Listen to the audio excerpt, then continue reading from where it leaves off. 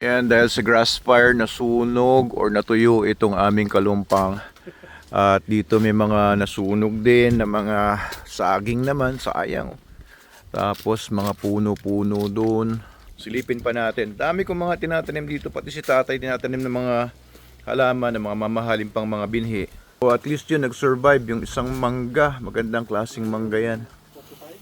Ito, natuyo yung mga dahon nila dahil sa sunog. Mabot dito yung sunog. Mabot dito. Ayan yung mga saging, oh. Sunog-sunog. Sayang yung mga saging. Magagandang klaseng saging yan. Pati itong sampalok. Ha? Ito pala yung upuan. Sunog. Sunog yung upuan natin. Sayang, may mga tinanim pa naman ako itong bugambilya, rubber tree.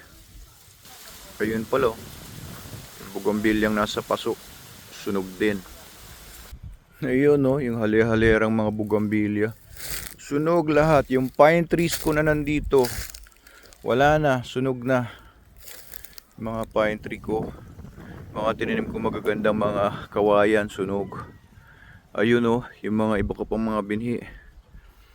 Ito rubber tree, sunog. Ayun yung mga, ano ba yan?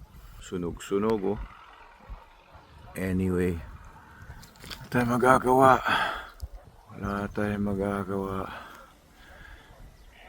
Meron talaga mga siraulong mga nagsusunog dito sa may baba. Ayan. Dito, yung mga malunggay, sunog din. Buti na sagip itong aking Cactus Island.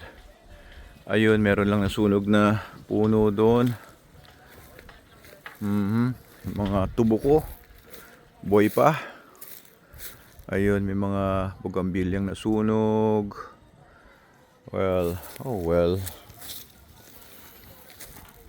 Ayun, talisay ko. Sunog si talisay. At least itong ating food park, nalinis na to, kaya hindi inabot ng sunog.